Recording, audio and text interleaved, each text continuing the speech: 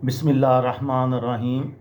लाखों दरूद पाक हज़रत मोहम्मद सल्लल्लाहु अलैहि वालैहि वसल्लम और आप सल्लल्लाहु अलैहि वालैहि वसल्लम की आल पर। अस्सलामुअलैकुम। मेरा नाम इफ्तिखार अहमद है और आप मेरा यूट्यूब चैनल नॉलेज देख रहे हैं। सुल्तान सलाहुद्दीन अयूबी ने यरूशलेम कैसे फ़तह किया, उस सिलसिले में आज की वीडियो का उन्वान है मुसलमान और मसीही फ़ौजियों की गपशप। मसीही फ़ौज ने अक्का शहर की तरफ पेशकदमी की। उन्होंने अगस्त के आखिरी हफ्ते में अक्का के सामने ऐसी जगह पड़ाव डाला कि उन्हें साहिल से इमदाद हासिल करने में कोई परेशानी ना हो। अब बीच में अक्का शहर था, इसके गिर्द मसीही फ़ौज जो ख़ुद सलाहुद्दीन के फ़ौजियों के घेरे में थी। अक्का शहर के लिए ये लड़ाई कुरून वस्ता के तवील तरीन मुहासरे पर मुश्तमिल थी, जो तकरीबन 2 साल तक जारी रहा। सबको मालूम था जो भी यहाँ कामयाब होगा उसे यरूशलेम पर कब्ज़े के लिए होने वाली लड़ाई में वाजिया बरतरी हासिल होगी। दोनों तरफ इतना जोशो खरोश था कि समुंदर पार मगरबी यूरोप से और इस्लामी दुनिया से हज़ारों मर्द और औरतों ने इस महाज पर जमा हो रहे थे। एक तरफ England, France, Wales, Denmark, Finland, Holland, Belgium और जर्मन सल्तनत बेशमूल शुमाली इटली, पोलैंड, हंगरी, जनूबी इटली, सिसिली, जनुआ, वीनस और पीसा से मसीही सलेबी जंग में हिस्सा लेने के लिए आए और उनके मुकाबले के लिए मिस्र, शाम, यमन, एशियाई कोचक, आज़रबाईजान और खुरासान से आने वालों के अलावा तुर्क, कुर्द, अरब, नोपी, आर्मीनियाई और बद्दू मुसलमान भी वहाँ मौजूद थे। अक्का के तवील मुहासरे के सबसे यादगार वाक़यात सन 1191 की गर्मियों के मौसम में फ्रांस के बादशाह फिलिप ऑगस्टस और इंग्लैंड के बादशाह रिचर्ड शेरदिल के वहां पहुंचने के बाद पेश आए।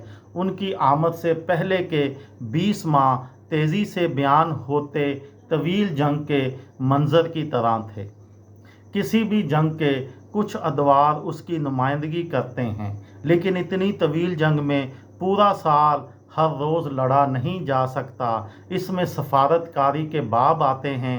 थकी हुई फ़ौजें आराम करने के लिए रुकती हैं। हफ्तों तक ख़राब मौसम जंग नहीं होने देता और जंगों के दौरान बोरियत से सब वाक़फ़ हैं।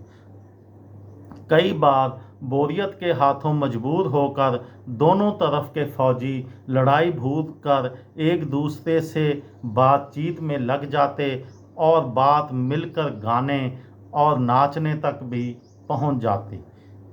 हैरान कुन तौर पर दोनों कैंपों के दरमियान खुराक की खरीदो फरोख्त भी जारी थी। मुहासरे का 1 साल पूरा हुआ तो लोग उसकी हकीकतों से समझौता कर चुके थे।